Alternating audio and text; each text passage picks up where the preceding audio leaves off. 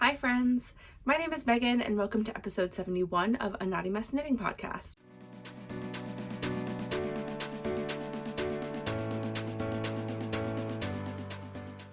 We have got a lot of stuff to cover because I kind of worked on a lot of projects this week, but I will keep some of my updates short, and then I've got a new finished object for us to talk about.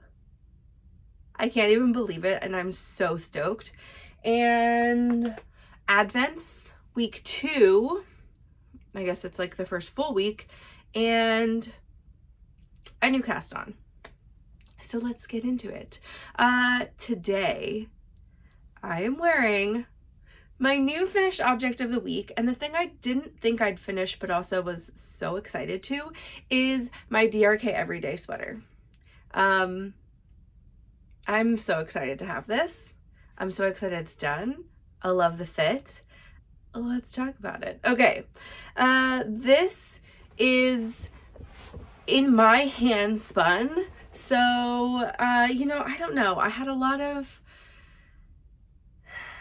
I was scared to start. I don't know if I told you guys that, but I was just like, I really couldn't decide on a pattern, and I was so excited to spin it that I spun it so fast, but then I was like, what if I don't like how it looks knit up, and then I'd be devastated. But I love it so much. Okay, so I think I'll just stand up quickly so we can talk about it, because as a reminder of where I was last week, I had like maybe this much of my body done, maybe not even quite that much, like just a little bit, and then I had no sleeves, and I did sleeves and finished the body, and I just I finished it on Monday. It's what I knit on for most of the weekend, and I could not put it down, and I really was so excited. Okay, let me stand up, and then we can talk about the fit and everything. Here it is. Isn't she absolutely beautiful?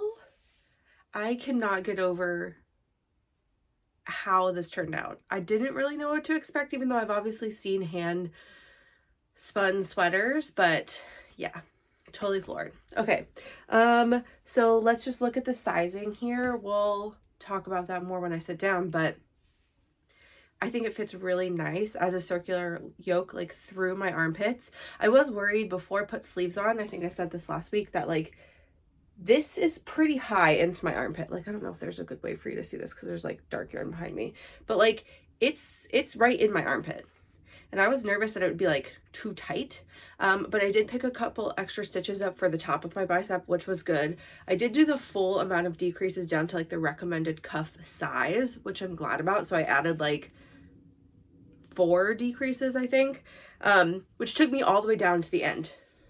So I didn't really have any like extra rows to add, in just stockinette. So but the sleeves I feel like are kind of like matching pretty well, like the way the striping is, even though it's from 2 totally separate balls of yarn.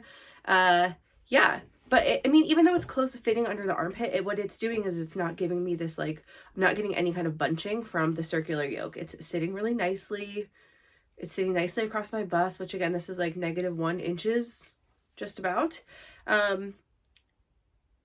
Yeah, I mean, I have no ease in it, but again, it's not too tight for me on my like tummy, so that's nice. And then the back is gorgeous.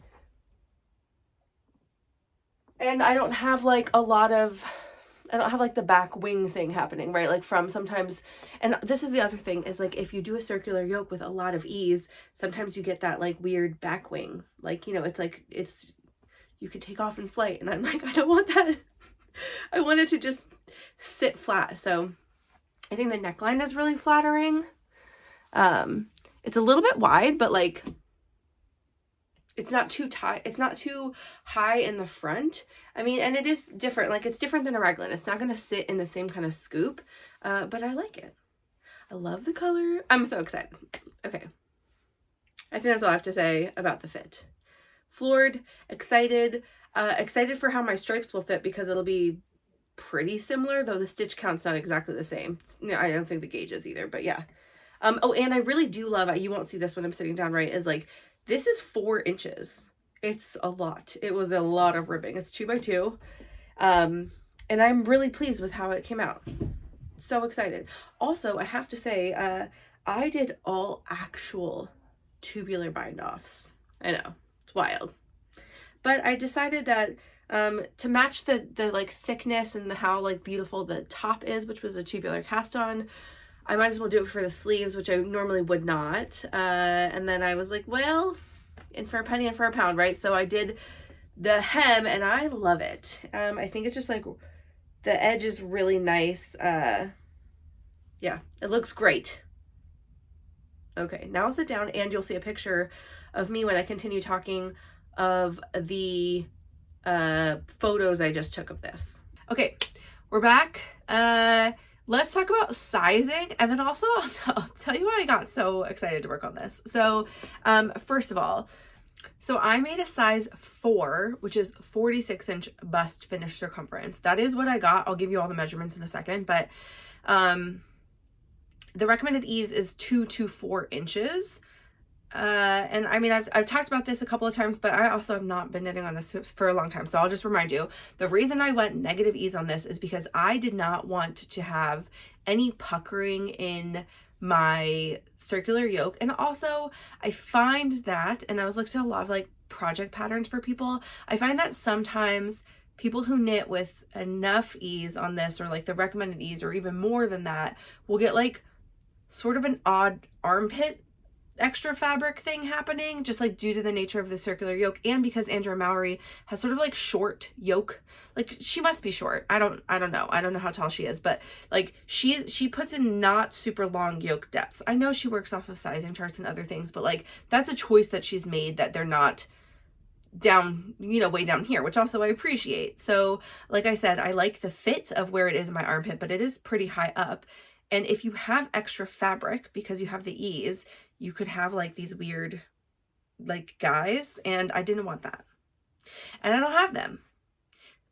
So mission accomplished. What I will say is fit wise, like if you saw like if you go on and look at the pattern page, like the pictures of her yoke or her neckband is certainly sitting up higher, like way up here, maybe even higher than that.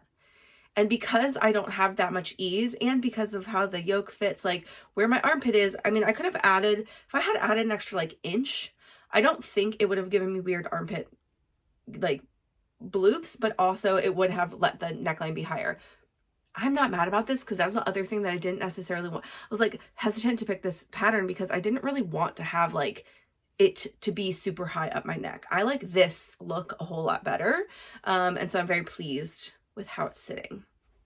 Okay, it's supposed to be with sport weight yarn, and this is my Handspun. So like by best guess, we're a heavy sport weight, a light DK. I still hit gauge and it looks gorgeous. I'm not sure if I'm really on for row gauge, but I'm dead on for stitch gauge. So here are my measurements. My finished circumference is 46 inches, which is what we wanted to. Mission accomplished. My total length from shoulder to hem is 20.5 inches, and my total length from underarm to hem is 12.5. So this is little here. My bicep is around 16 inches, which I think like the pattern is like 14.5, or it's like small. It's too small for my arm. This is like, I don't know that I have negative ease, but it's just like 0 ease on my arms. And then the length from underarm to cuff is 19 inches. And that's also because like, I feel like I don't normally have to knit that much sleeve, but like this is all the way up, like all the way up my arm, you know. One thing to note here is the only modification I really made is that I picked up in the gap between, you know, your cast on underarm stitches and like the ones that were on my needles. I picked 4 stitches up on each side. So I did have more decreases to do, like I said before. But I just did decrease out all the way, so my cuff is the same. If your arm is smaller, you wouldn't need to do that, right? Like you could probably just do the pattern.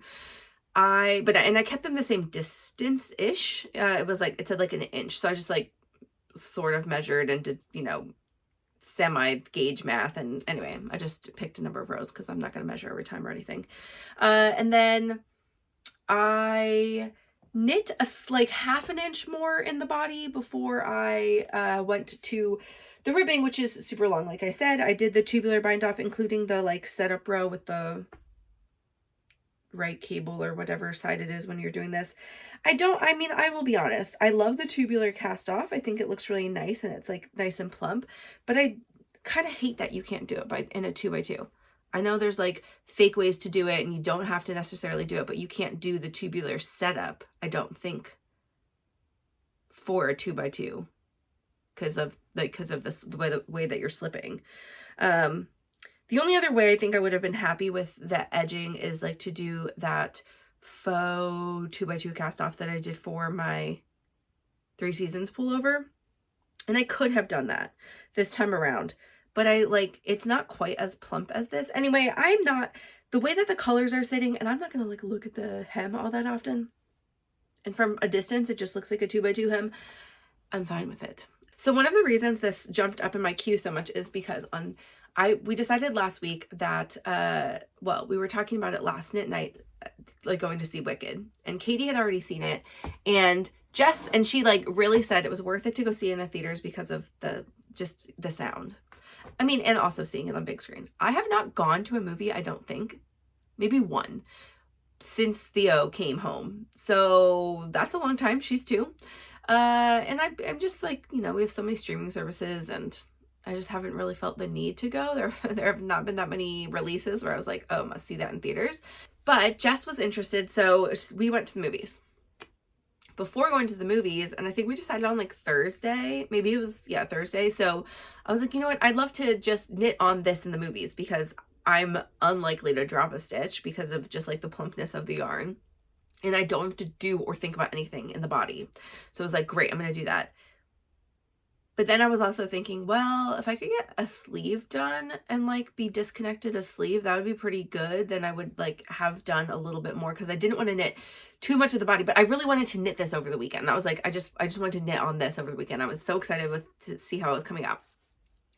So I was like, okay, I'll do one sleeve. Then I got towards the cuff and I was like, well, I feel like for fit, I really need the other sleeve to see. So I just was like, well, if I'm going to knit on the movie theater and I don't want to have a bunch of yarns happening, I really need to just finish both sleeves before I go to the movies on Sunday evening. And so I did that.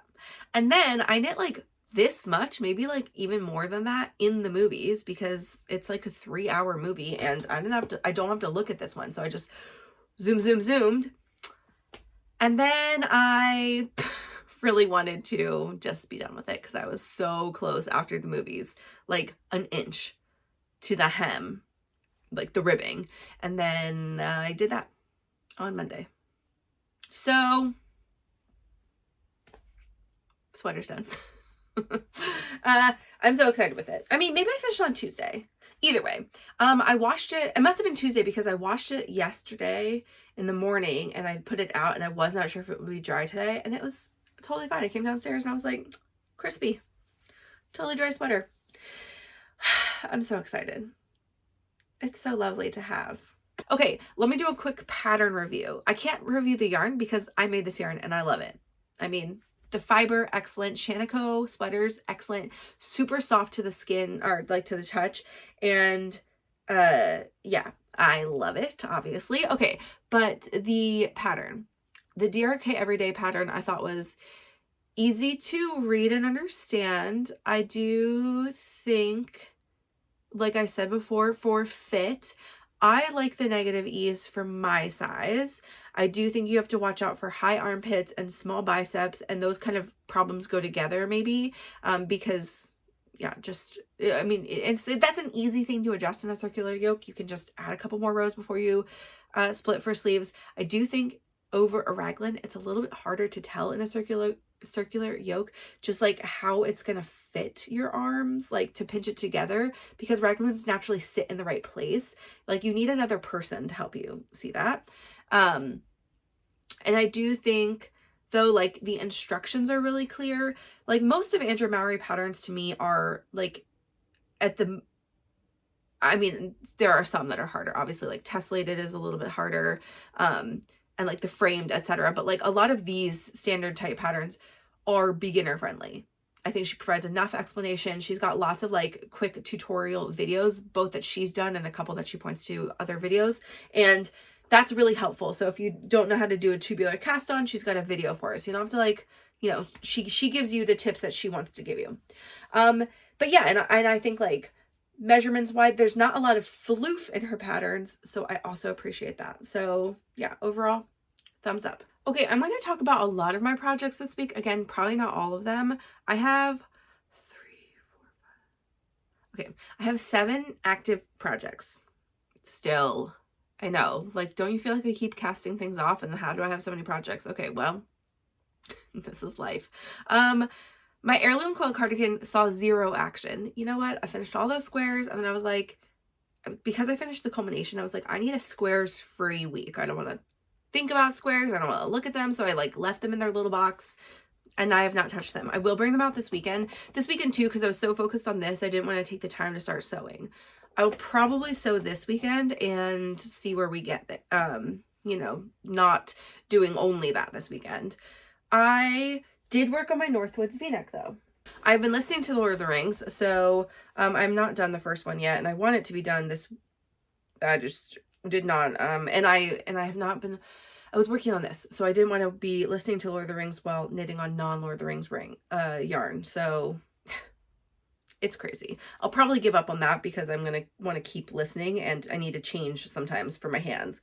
But I did connect in the round, so I feel very good about this one. Also, this is like a tour of blue knits today because I think there's only one project that's not blue or teal. So you can see here, where was I? I was on the second side, but I had only done like a little bit, and I don't even know if I had gotten to the increases yet. So I did all the increases, and then you keep increasing while the body is not connected, but you're like connected to the back. And so you can see like my armpits have like a good, I don't know, 2.5 inches of knit together under there, but my V-neck only has about 3/4 inch. So I did like 3 or 4 rows after connecting, and I feel good about that. Yeah, I'm like really loving this yarn. It's so gorgeous. I can't wait to wear it. It's like a starry night sky. Like, it's so nice. And yeah, I'm going to, I think my plan right now is I have 2 balls connected because I'm helically knitting. And not because the colors aren't very close, but I just wasn't sure with this, like, again, she has like the short repeats. I just didn't want to get any kind of like weird pooling or like just color matching. So I actually think what I'm going to do too, because I do want to do the neckline in I'm convinced. I saw Ariel's cuffs in her boucle with like the ribbing, and I was like, yep, it's gorgeous. I'm going to do it. So I am going to pick up and do the neckline in one of these 2 balls of yarn that I have. Probably do like 1 more inch of knitting, and then I'll do that so that I just know that I won't have any kind of color issues, right? Like, because I'm using the ones that are up here. I'll just use 1 ball of yarn and do that because that's fine. Then I'll do the neckline ribbing, and then I'll probably just like finish those balls of yarn, and that maybe is all I'm going to do this week. But it will be really nice to just like have made that's a significant progress on this. And this feels significant just getting it in the round, because now I don't have to knit flat anymore, like at all. That's the greatest. And knitting boucle is just a little slow, like always. So it's nice to be in the round because I think I can knit a little bit faster than just like than purling too. And the size on that is the size 5, which is a 52-inch bust. I'm relatively on gauge. We'll see how it shakes out, because honestly, it's so hard to tell with boucle. Yes, you can gauge swatch, and yes, you can kind of count your swatch, but it's like, it's hard. We all kind of just cast on and then recast on because we needed to go down needle sizes. The recommended ease at your full bust is 6 to 8 inches. For me, that's not quite, but like I think it'll fit really nicely, and it'll be like very, again, another kind of boucle is like a sweatshirty vibe, right? Like, I don't think it's going to be like ever a fitted or like tailored look, right? Because it looks like, it's like a teddy bear wear. Like, it just looks like it should be fluffy and cozy. I'm using 3.5 millimeter needles, and I am using Long Dog Yarns Boucle DK in the Battle of Helm's Deep, which is from her one collection, which is why we're talking about Lord of the Rings, because I'm trying to do Lord of the Rings reread knitting on Lord of the Rings makes. And that is 250 yards for 100 grams in her, and it's 100% superwash merino. Okay, I am loving it. I think it's a great project. I think it's going to turn out really nicely. Yeah, and it'll be just my vibe, so that's good. So I didn't get quite as much done on this as I had wanted to, and you know that I make knit goals after I film, or like on Thursdays and for the next week. And obviously, because I got so excited about this, I sort of threw all of those out the window, but that's okay. I need to make progress on this because there is a deadline. This is a test knit. This is my only test knit on the needles right now. And this is the Alchemy Pullover for Leslie Howard, who is Knit California. It's a top down drop shoulder, pretty much all stockinette knit with a little bit of like, she calls them edge details, but it's like shoulder details, where in the inspiration was a sweater that Taylor Swift wore. Okay. To a Chiefs game, I'm pretty sure. So like, it's got this cute little detail here. I will say I did something kind of dumb on the left shoulder, which then I had to do on the right shoulder, and it's fine. It doesn't really matter. Like, it doesn't really, like, it doesn't affect the look at all, I don't think. But it was annoying. So, I had finished the back panel last time, or I was very close to last time you saw it, but I did finish the back panel, and then I picked up the left and completed it, and so I have a little stitch mark at the top there where my pickup line is. I picked up the right, and then I joined them last night, and that was the last thing I did, and then I went to bed, and I really did like one row. So, and I've got quite a bit of front to finish, you know, probably like this much. It's about what I've already done. It needs to be added to the front, because again, this part of this will sit on your shoulder so that the back, this sits along your shoulder slope. Okay. Here's the dumb thing I did. When I picked up my left, and I didn't notice this until I went to pick up the right, is that there's a twisted stitch here. And I actually think this is generally true, that this is going to be easier one way than the other.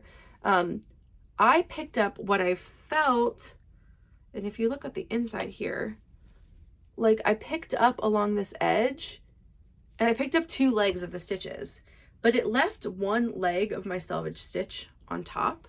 And so you can see here, this is my twisted knit stitch, and then there's like a half a leg left, so like another half a stitch. On the right side, that was not so easy, and I had to pick up some of it was only 1 leg of the stitch on the inside. So you can see like the inside pickup looks different. Like you don't see that two leg line. It's like, it looks just like a single stitch, so that I could have that matching half stitch next to the twisted stitch. I think the line actually looks nice, but it was more annoying to do because it doesn't feel quite as, I mean, it feels as sturdy, I guess. It looks the same. And it really was because I wasn't paying attention. I just picked up and I was like, oh, that looks like nice. And I didn't think about the fact that like the right side wasn't gonna be exactly the same. Oh, and maybe it's also because of where I was swapping yarn is, there was just like extra, like maybe more yarn on one side because I was swapping every 2 rows, but I have no idea. I don't know. But that's kind of annoying. I mean, and that was just all me. If you look at like Leslie's, like she just picks up right alongside. She doesn't have that extra half stitch. It doesn't matter. It's not going to affect anything about the pattern. But it made it a little annoying because I picked it up once and then I was like, nope, those don't match. And I picked it up again. I didn't know if I would care, but I knit like 2 rows and I was like, yep, I care. I think that looks dumb. So, there we are. So you do the edge detail along this front side on both. And it's like, this is my neckline here, obviously. And then these are my shoulder details. So this shoulder detail runs, across the back and then around your armhole, and then they meet up, and I think maybe it's wider underneath. And so I need to get cracking on this. I love this color too. Like, it's so beautiful. I can't, it's so beautiful. So my hope is maybe to, I don't know. I'm having a hard time committing because I have other things I want to knit on, but I do have a deadline for this. So I think my hope is going to be that I join in the round this week and maybe do a little bit. And I think like, I'm like the middle of a lot of projects. I did cast 1 new thing on this week, but it's like, I don't want to stall out at this beginning part because I'm going to need to get like all the way to sleeves pretty quickly here. So I don't know what I'll prioritize this week, but like this one should be at least on the list. If it's not number 1, it's number 2 for getting things done. And a reminder, I'm making a size 5, which is 54 inches.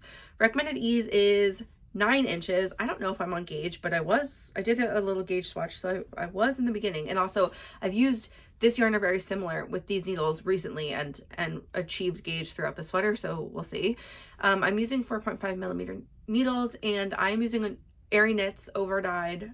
She dyed me this teal on like a basic DK that is 231 yards for 100 grams, and it's 100% superwash merino. Let's move on. I guess I probably should have talked about this first if we're talking about cast on order, but really, I mean, I recast it on yesterday, so maybe this should be the last thing I talk about. This is my Birch pullover, and I totally ripped it out. So I said last week we were going to talk about it, and I had committed to the idea but hadn't done it yet, so I didn't want to tell you. But here it is. This may look very familiar because this is pretty much exactly the place I was last time I showed you this, which was like 2 months ago. But I had to just cast on again. First of all, I felt that the ribbing at the neckline was really floppy and that I was using the recommended needles of 2.75 millimeters, which is small for a sweater. I recognize that. I hope you recognize that. Even for a fingering weight sweater, that is like a small, you know, that's a normal but small gauge. Because of the nature of fisherman's rib, it's going to open up a little bit, so that's why you're on a smaller gauge.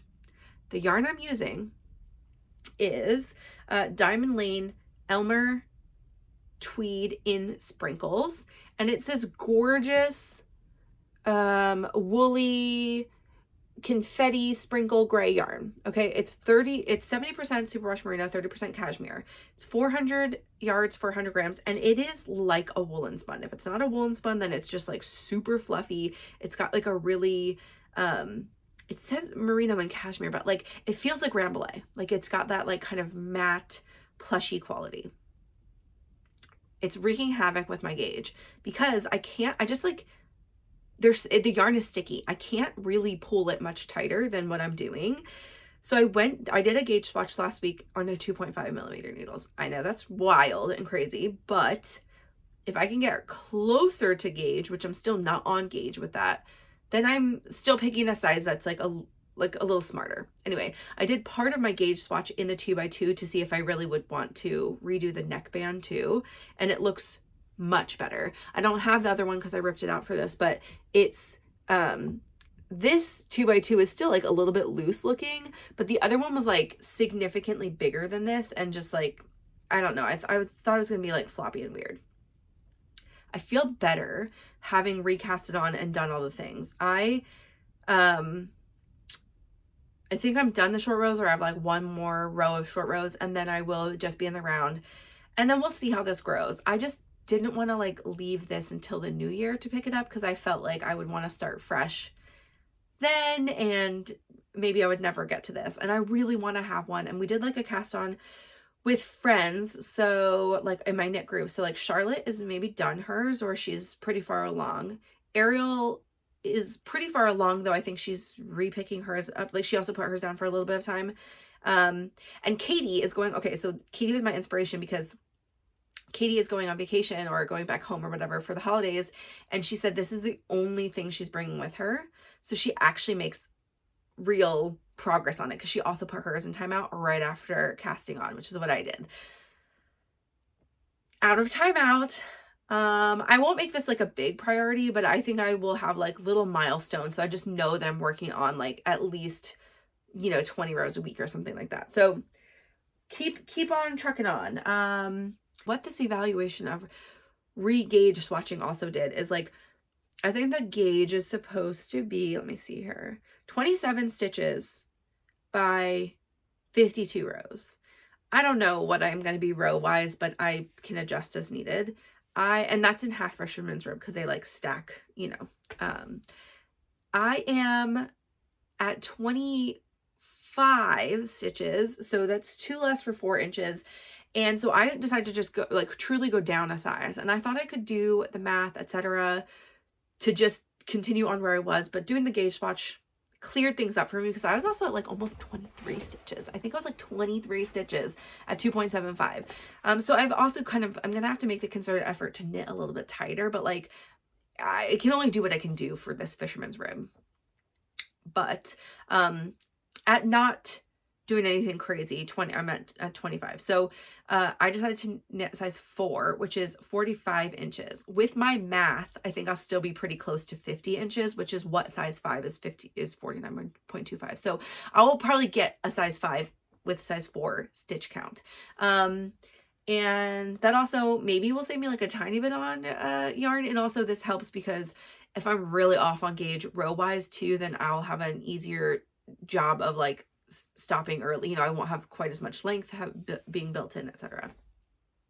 So I recast this on, but this is an old project. And so here we are, hopefully making progress towards the end of the year. Like this still seems wild to me, and like it will take me that long, but it seems wild to me that like I would make this a goal, but I'm gonna try to be done the yoke by the end of the year, just because I know it's a lot. It becomes a lot. It becomes a ton of stitches, but we'll see. That's my hopes and dreams.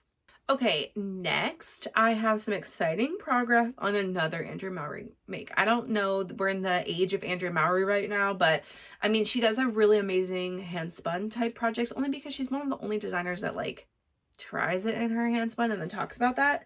But so she's not going to go away probably in my makes next year too. I'm sure I'll pick some more patterns, but I also have a ton of her patterns, but this one I've had for a long time because I've had this yarn for a long time. This is another one collection yarn, and this is for my stripes. Let's look at progress here.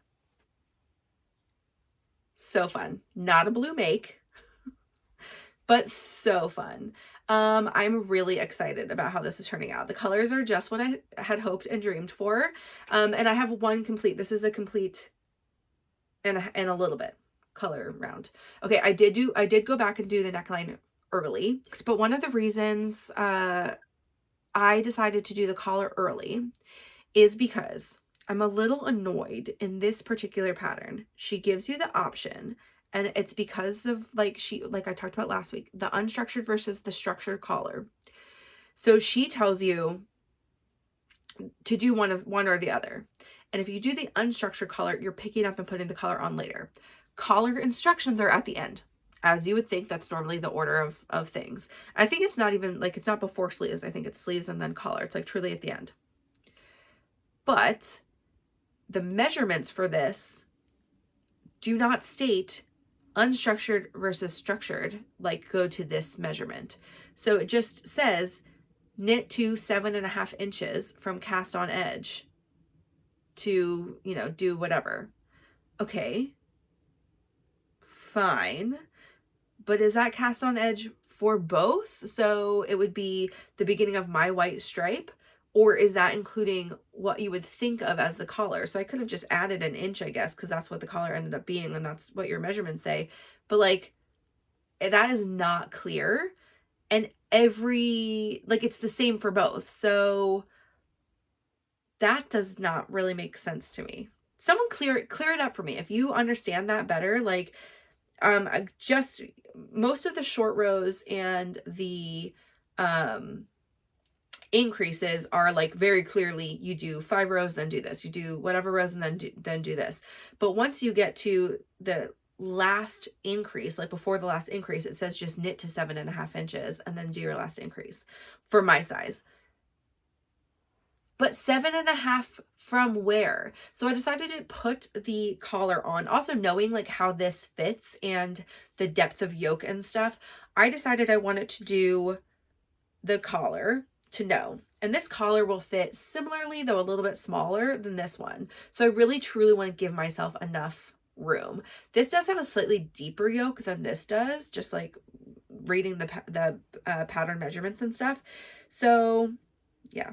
Anyway, if you know, let me know. But I am going to keep going. I've made some decisions on like where I'll change, and I'll rate this all in Ravelry if I like do anything different than pattern.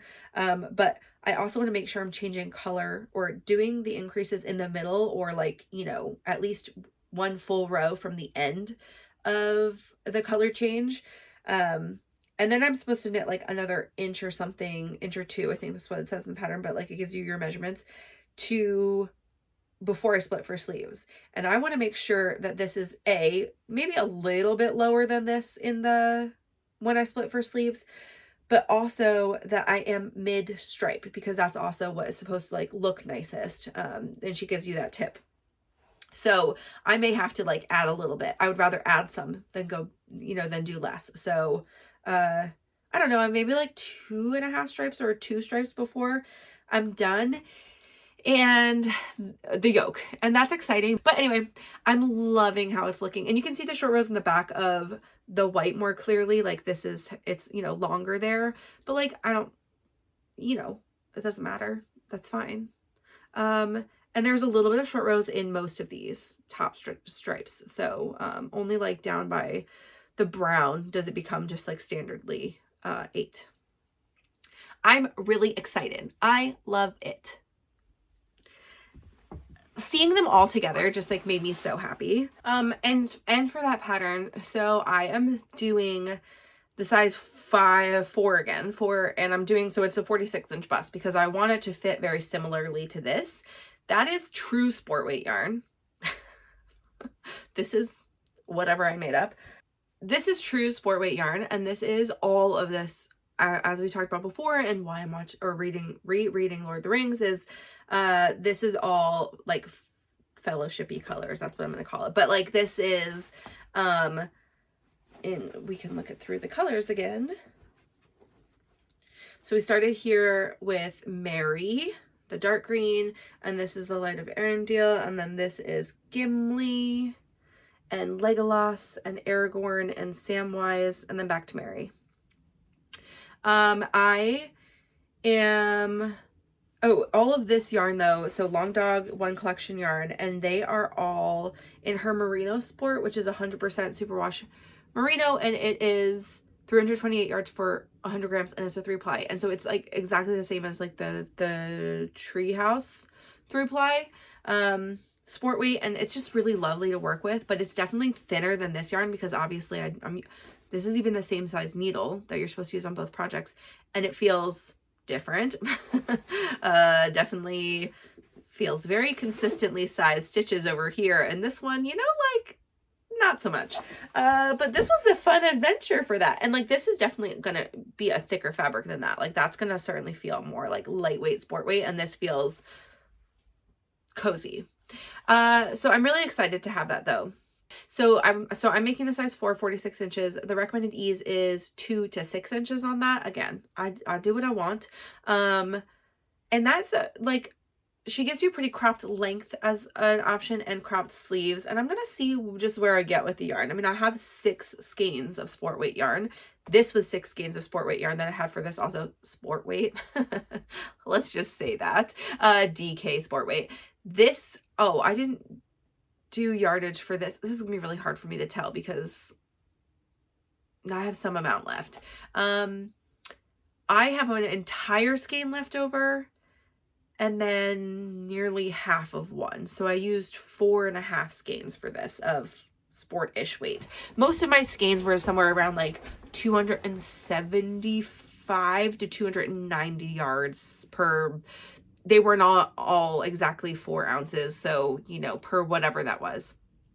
So that's like somewhere around 1,200-ish yards for this, which seems correct. But I have 6 of 328, so like now I know I'm gonna be fine. It's more just like how I feel like striping is going and like the weight of it, etc., etc. Let's go on to my new cast on. I think I've said this before, but I'm hoping that you're not shocked. I did cast on another Doppio, and it's blue. Why are you surprised? Come on. I've actually had this plan since I did my first Doppio, which I think is like a chronic Doppio situation to get yourself into. You make one and then you're like, wow, what other yarns do I have that I can make more of them? They're so fun. They're so satisfying. I cast this on with Ariel finally this week and at knit night on Monday. And I am done the short rows, and I'm done like the first section of raglan increases, and so I am just chugging right along. I just would like to be split for sleeves maybe this weekend. Like this is such a fast knit. I don't have to finish this like super fast, but Ariel and I were like, what if we finish by the end of the year? So at first I wanted this to be my birthday knit. But like maybe this is my birthday knit. My birthday is next week, by the way. Next Thursday. So I don't know. Maybe I'll finish one more thing before then. That's unlikely. But this one I would like to have like, to me, this screams like cold winter, right? So I'm hoping to have this done by like the end of December, and maybe this will be my New Year's Day sweater because like that sounds fun. Anyway, I'll show you what I'm using as yarn, but I'm really excited. I also sized down on this one.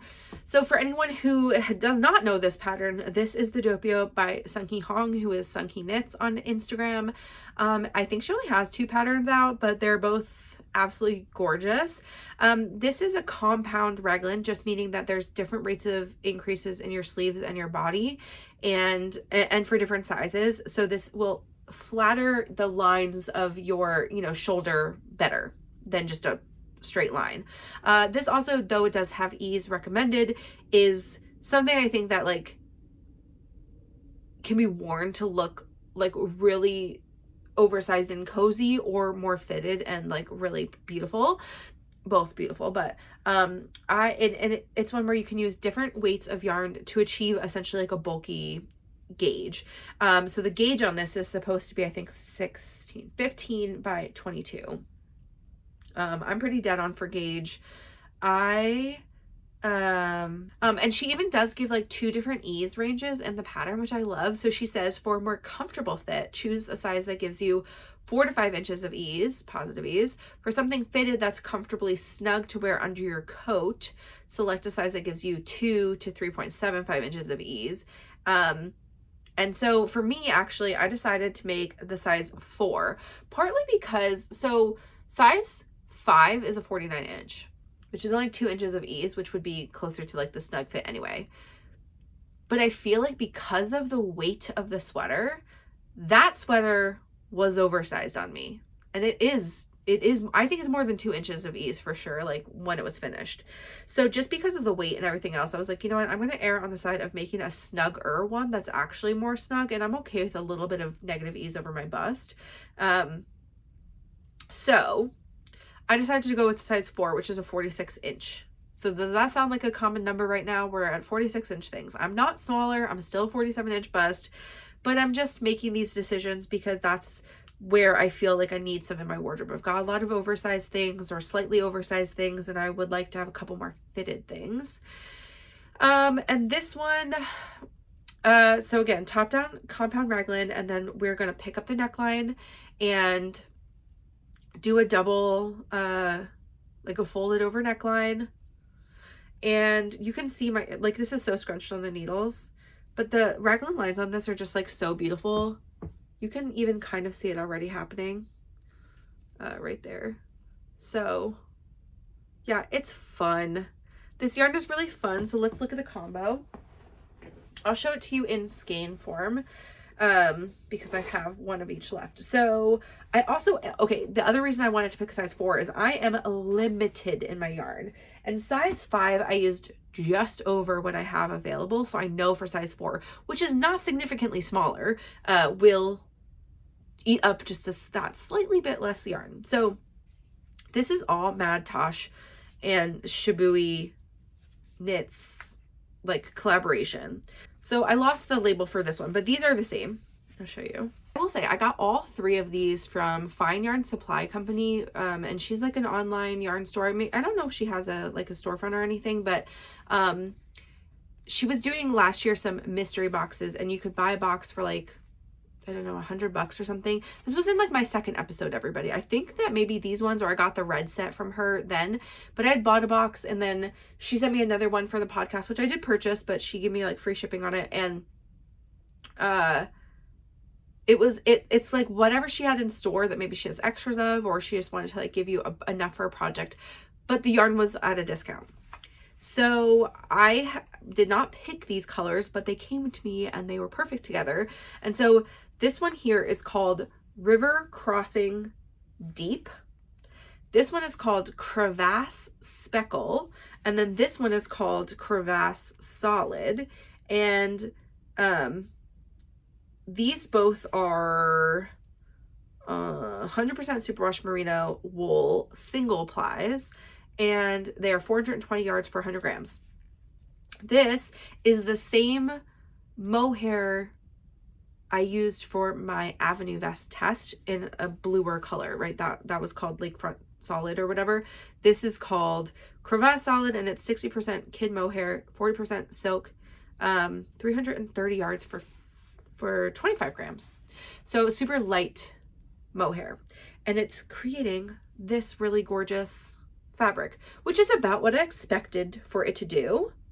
Quite like the white really does lighten it up quite a lot. But they're really like, they're all exactly in the same color family because they're colors that coordinate together. So it's just super lovely and nice. And it's going to be so different than my pink one because my pink Doppio is like, really feels like it's marly, but it doesn't even feel like it's that marly because it's like so pink. And the speckles that I put in there, I thought would be like way crazier looking, but it just like makes the whole thing look a little bit speckled.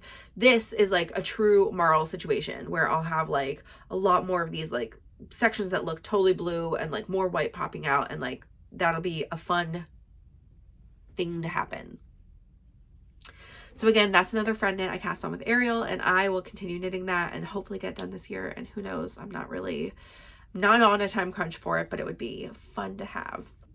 I'm giving you warnings now. I'm going to give you spoilers for week 2 of Exploring Distant Fibers Wool Gatherers, which if you're on Instagram, I'm sure you've probably already seen spoilers because this was an open on this is a Saturday open. So like the last, what was that? The 7th, right? Was the last like batch. And so that for me is boxes 3 and 4 because I have both the tonals and the variegateds. And so if you were just getting one, it'd be your box 2 or whatever. So I shall show you variegated first and then tonal. I'm not going to talk about them a lot. So if you want to look now, we'll talk about them at the end. I'll bring all of them back up and we can talk like thoroughly through them.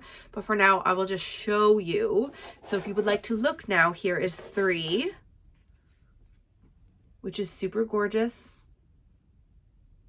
And I very much like it.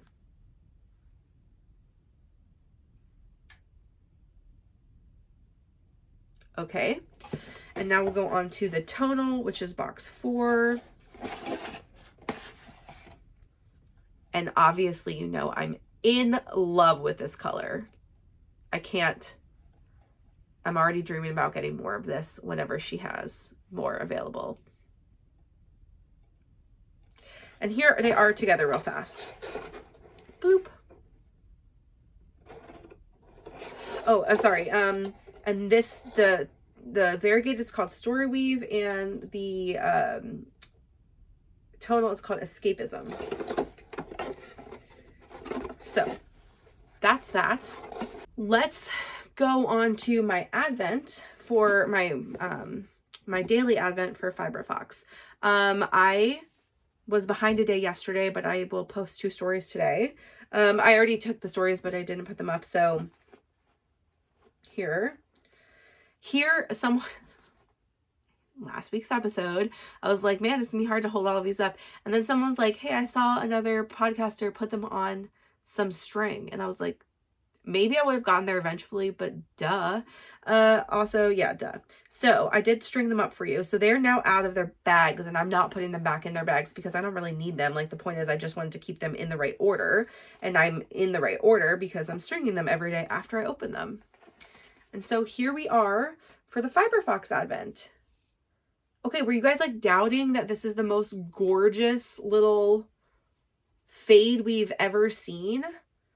Like, it's truly fading. So I know like these first three again, like they do look close, but you can just see how the speckles pick up.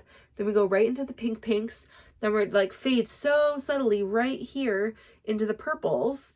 And like now we're already getting into the blue, but it just still looks like it's, you know, like if you look at them individually, you're like, oh, that's a little bit purple. That's a little bit like more purple. But then they really do truly make this gradient that is so, so good. It's so good.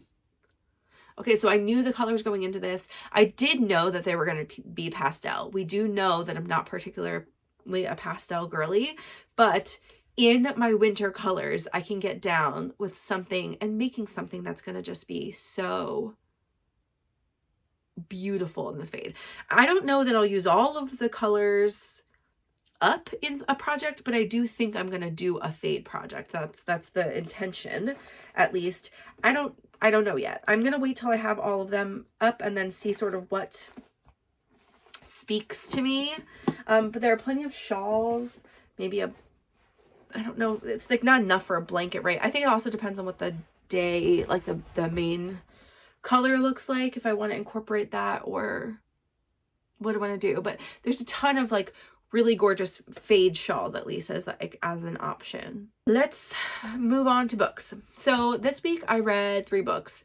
I finished The Heart of the Sea, which is the Gallaghers of Ardmore, book 3 by Nora Roberts. Like I said last week, I've probably done Nora Roberts books, at least for now. It was fine. I don't know why I wanted to find out what happened. Like I knew who she was even going to end up with before the sister, which is the last book, before the story started, because they like were hinting at it in the second one, and it was fine. It was fine. They're not really my cup of tea. And I think they're a little bit problematic, and also, yeah, whatever. So did that. Okay. The second book I read was another of the novellas. This is actually like, I think last week I read 2.5 and this is 1.5. But it doesn't really matter. They're just like the little like small love stories of like the summertime not at Christmas Notch stories from the Christmas Notch series, and they're like called Christmas Notch in July, the little minis. Anyway, this one's called Snow Place Like LA.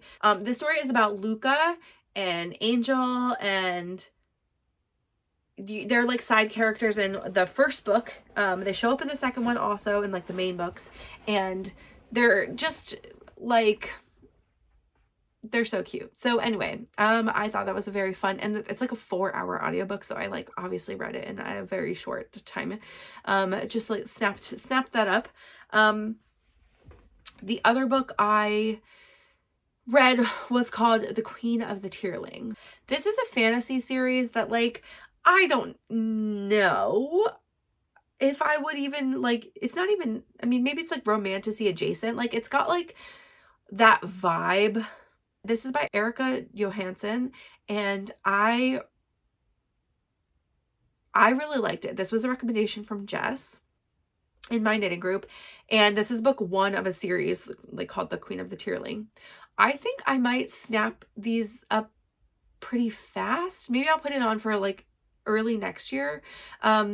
It's sort of like a dystopic fantasy series where, and I'm not entirely clear on the backstory. Like they allude a lot to this thing that they call the crossing, and the land is called New Europe, and they reference America and Europe, and like the city that they're in is New London, but they call this thing called the crossing, and something about this land coming out of the sea. And so I don't know if this is just like a giant earthquake or something happens, tectonic plate shifts that ruin part of America and Europe, and then they have to find refuge in a new land. I'm not really sure. It's unclear. But they're in a place that they're sort of starting over, though this is like, I don't know. Again, I'm not totally clear on the timeline, like 100+ years after the crossing, and you're hearing maybe more than that. It's got to be a couple hundred years. They're still like rebuilding. There's like a lot of human trafficking in this as like being a huge issue.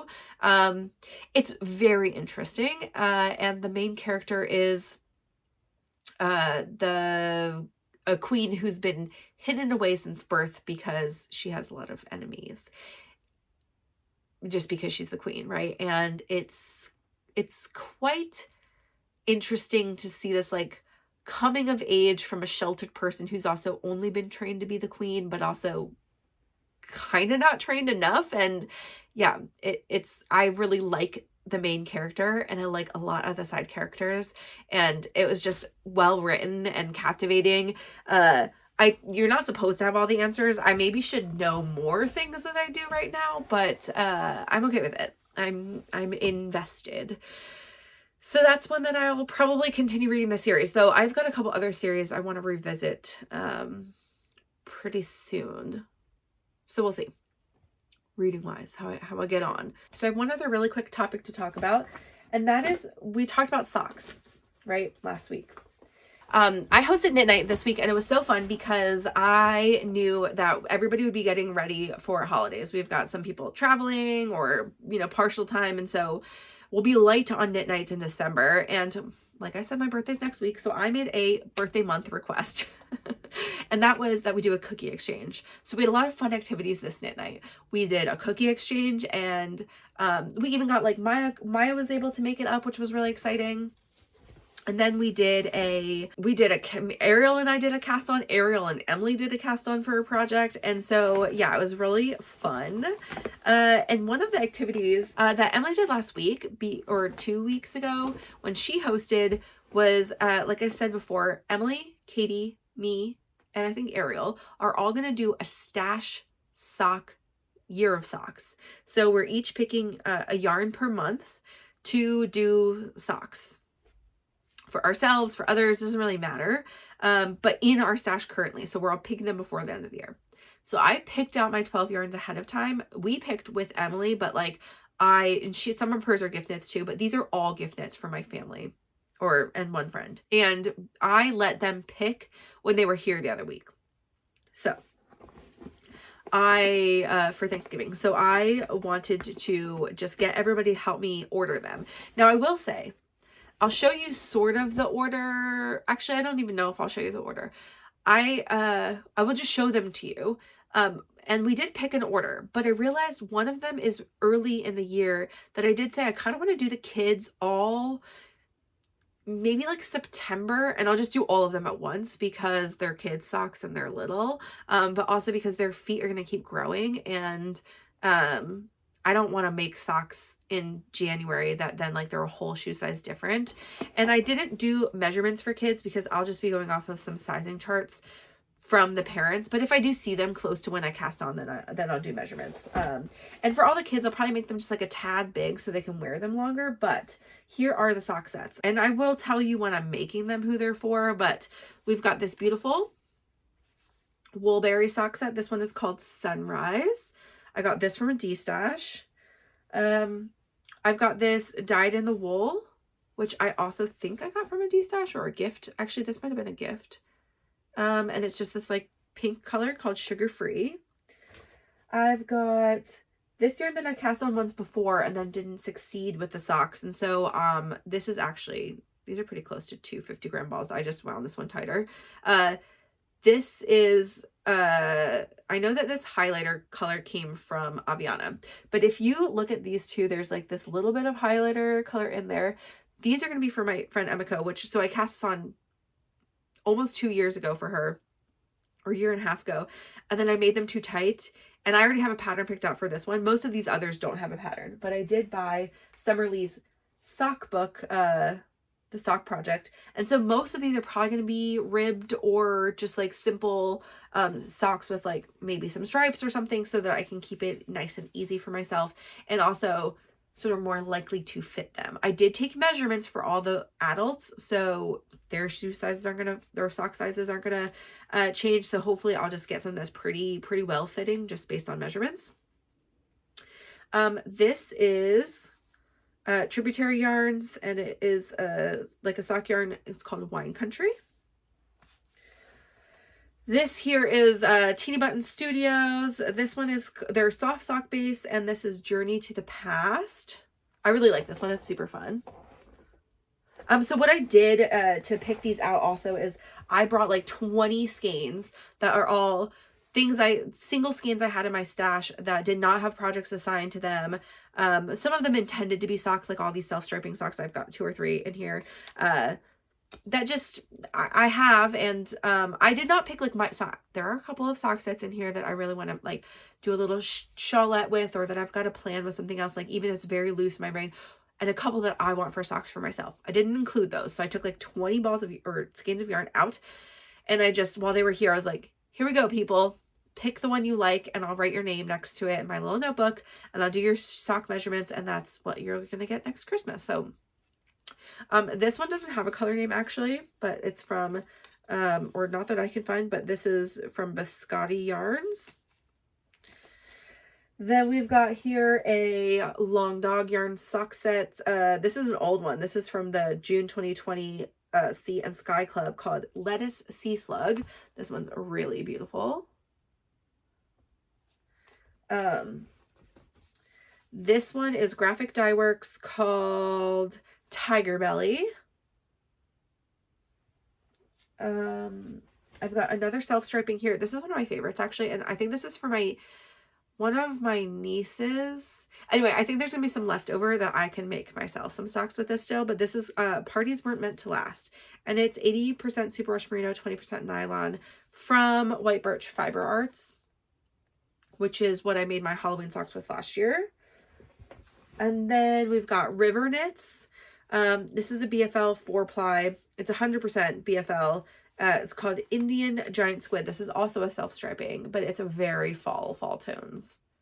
My mom actually picked this one out, which I'm not surprised, but also I'm a little bit surprised. She has a fall tone girly. I don't think that's her actual color palette, but that's what she likes, so we let her do it. This one is called Rockefeller.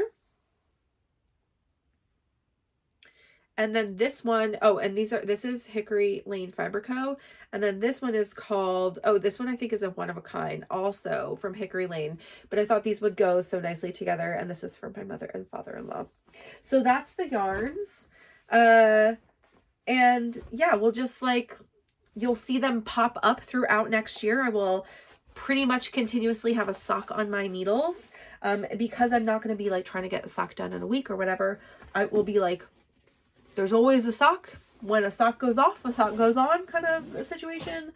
And because I don't have to like submit them for anything, it's okay if I get a little bit behind or something like that. Like, but I do want to get them all done before the end of next year. And that, you know, I'll use up 12, or use up, but I will have used 12 sock skeins or single fingering skeins in my stash.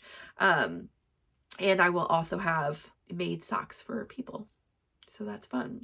Some of those, like the kids socks, are just like I let them pick a whole skein, but they're definitely not going to use all of it, so I might make them also mittens, or I will just keep those skeins for other things, or I will make some socks for myself. So we'll see what happens. I don't have any skeins for myself in that pile, and I do not have for Mike either. There's a skein I would like to buy for Mike. That's a very specific use case. We could talk about next year if I end up doing it. But and I think he's said before that he doesn't really want socks, and I think he will get some sock envy. So I will likely make him socks towards the end of next year once he sees them all made. But he'll be getting like a sweater next year. Baby will be getting some more gifts. So she's not also in this list, but my mom is. And I don't have any for me in there, but I will likely make myself some socks as we go on. So I also, like, if I get done a pair early in 1 month, maybe that's when I'll cast on for myself and then finish out the month and then do the next one. We'll see. Maybe I won't want to make any socks next year for me, but I do feel like, because of the Summerly book, like she's got some heel options and other things, and like maybe I'll want to try some of them. Okay, but that's like a really fun thing we did, and so that was exciting. I don't have any spinning to talk about this week, but I do want to talk about my next plans. So somebody had asked me this question a while ago, and I'm going to talk through a little bit, and maybe I'll even show you what I'm going to do. So they asked, how do I decide like what to do with the braid? Like, I guess how to split it. And that was kind of an open-ended question. So I am going to just show you sort of how I prep to spin. So, and I don't have any spinning updates, but this is the next thing I'm going to spin. It feels very wintry and dreamy to me, so it feels like the right move right now. But this is Bramble Ridge. It is a untreated cormo that I got from La Mercerie. Okay, so I'm going to open it, and I'll show you from start to finish really quick what I do. So here's my braid, and I'm going to just pull it apart, and you got this really gorgeous little braid guy. And then typically you find the end where it's, we'll see how this one is done. So this one is the end where you can just start pulling. You don't have to unbraid it, right? Not every dyer does this the same way, but we're going to just do it for this one and pull it all the way out.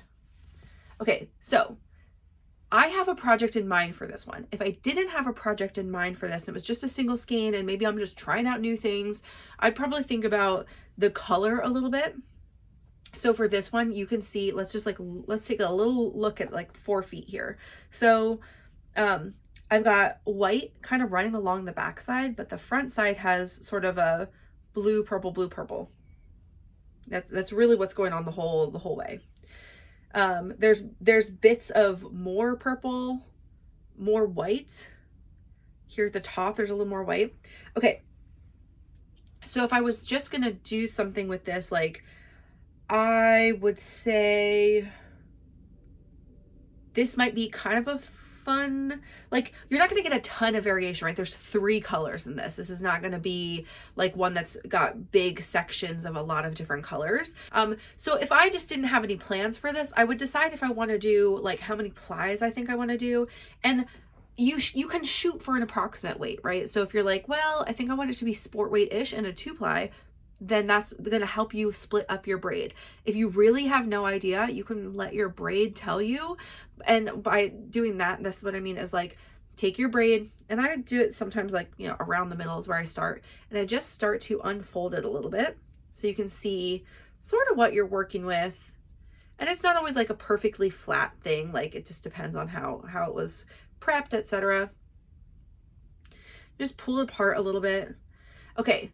Then you can decide, okay, do I want, like, how is this going to pull apart most easily? Do I want to try for splitting it right down the middle, or do I think 3? You know, what do I want to do? And that's what I would probably let the braid tell me a little bit.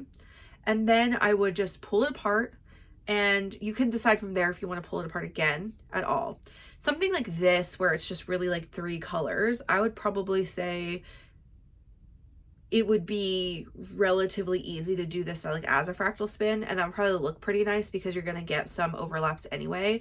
A fractal spin just means that you're doing the color change at 2 different rates. So what I would do is I would split it in half once and maybe spin that 1/2 just all together, like not split it any more than that. This cormo is rather compacted, like not terribly so. And let's see here on the end. If I pre-draft this a little bit, if I just pull this end, this will also just tell me a little bit. So again, split it out a little bit, and then yeah, that's going to pull apart pretty nicely, and it's pretty sticky, so it's not going to just like run away from me too much, but it'll floof out quite a lot. So if you split it in half once, you could probably spin from half of it all the way from top to bottom. And then your second one, you can just decide how quickly you want that color change to happen.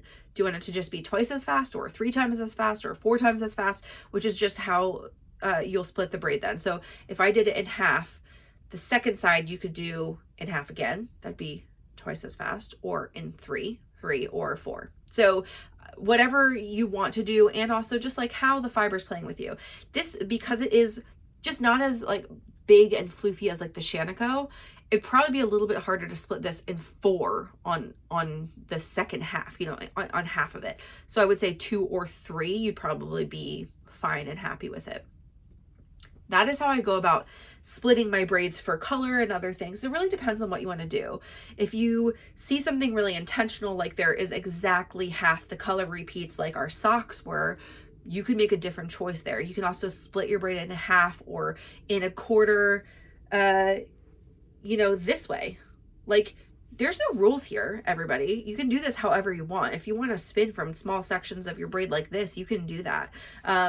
It's really what you're comfortable with. I think it's generally easiest to be spinning from a long piece of half, you know, like of half of this. So for me, this is going to become a 2-ply because I am using this to go with this Sonder yarn Sunday morning DK that I got from La Mercerie also. So I bought these at the same time with the intention of making the pressed flowers pullover. So I am going to, and this is not quite a lot of contrast in it, and that's what I wanted. And so I am going to do a 2-ply fractal, and I am going to do a 2-1 because I don't want the color change to be too rapid for this. And honestly, I'm going to spin the once broken outside first. And if I like that, I may just spin, I also have 2 braids of this. I may spin both of those front to back on one bobbin and then do the second one, the second bobbin also the same. And because of the way these color repeats are, it's unlikely that they'll line up exactly. And I'll line both of them out just to make sure that they're not like exactly the same. And then if I do that, the color changes will be longer. And that maybe is what I want because you know, it's a big sweater and I want the like flowers to not be like just rapidly, you know, like how this is. Like this is very rapidly changing throughout. Like maybe you would kind of see a purple flower and kind of a blue flower, but it would be like most of the flowers are blue and purple. I mean, this is blue and purple also, but like plus a lot of white. So I would definitely do my half first. And honestly, if this spins really nicely, maybe I would do this in half spin plus another bobbin that is no splitting at all. That's also a way to do 1 to 2, but even more slowly for color change. So I'll probably pull both of these out to see, but that's kind of how I will decide to do this. And so really the world is your oyster. You can do whatever you want. There's no right or wrong way to spin. There are a couple ways that make it harder to make it consistent, right? And I think that an easy way, because I do think I just will need 2 skeins of this, an easy way to keep this like consistent is that I do the 2 bobbins at once, and I do them either in the exact same way or I do them together.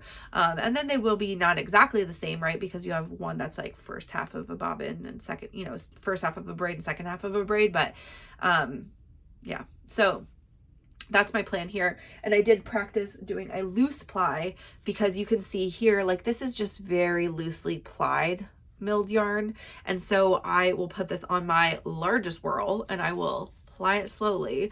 And just to match kind of, right? I just don't want them to be like, they're not going to be exactly the same because it's a handspun and a milled yarn. But I want them to feel like similar-ish. This is also rather loosely spun, like just the way I can see the fibers. So it's not a super dense feeling yarn. And so I will also attempt to do that. So I will probably even spin my singles on a large whirl just so I'm not putting too much twist in them. And then do loosely ply, which means I'm not overly twisting it. So I want them to be, you know, sort of matching in that way. That's my plan. And that'll be my next spin. And hopefully we'll see some of that next week. Okay, friends.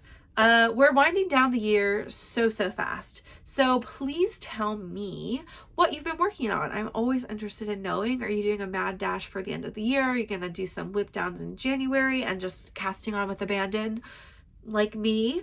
What are you most looking forward to at the end of the year? And then do you have any goals for 2025? I know some people have already shared some of their goals that they're thinking of, and that was like way back in November. So has this changed for you? Do you have anything different? Has anything, you know, come up? I will start sharing some of this probably the week of Christmas. We'll see. Next week is my birthday. I do not know if I'll film on my birthday. Likely not. So I'll either film on Wednesday or I'll film on Friday. Sort of just depends on how I'm feeling. I will share goals maybe like Christmas week-ish, and then going into January, I will do my year-end review, which will not be an everything I've made in 2024 video, in the traditional sense. And I will do a review of some stats. We'll do flat lay review. We'll do a bunch of fun stuff in the beginning of 2025. So I'm cooking up a lot of plans for 2025. You'll start seeing videos. I just been really slow to cut and edit some of these things. But I do have some of my super short, quick tip videos that I want to get out in the very near future. I need to make a couple more swatches, and because I need to knit on something, and you're hard pressed to find me at the end of a project being like, oh, let me set up to film this thing. And also that's like a lot of fabric to have in front of the camera. So it is much easier to do with swatches. I just have to make a couple. So those are coming. And yeah, I want to know, are you reading any fun Christmas things? Are you watching any fun holiday movies? Is there anything good out there? We did watch Hot Frosty, which was so strange. It was a strange movie. Lindsay Lohan has a new holiday movie, which obviously I'll be watching. There were the holiday episodes of Great British Baking Show that came out. So, you know, fun, fluffy things to read and watch happening now, as we wrap up the year. Like I said, I'm going to be watching Lord of the Rings because that's one of my holiday movies. Rewatching some of the Harry Potters also is that for me. So what do you do to ring out the year? I'll also be making some cookies in the very near future. So yeah, I won't have like as much knitting time at night, and we'll just kind of figure out how that affects my end of year plans. We'll see. I can't make them yet because I want them to be fresh for Christmas. So I'm just planning right now. Okay, everyone, let me know what you're working on. Have a really wonderful weekend, whenever you're watching this, and a great week going forward. I will talk to y'all soon. Have a good one. Bye.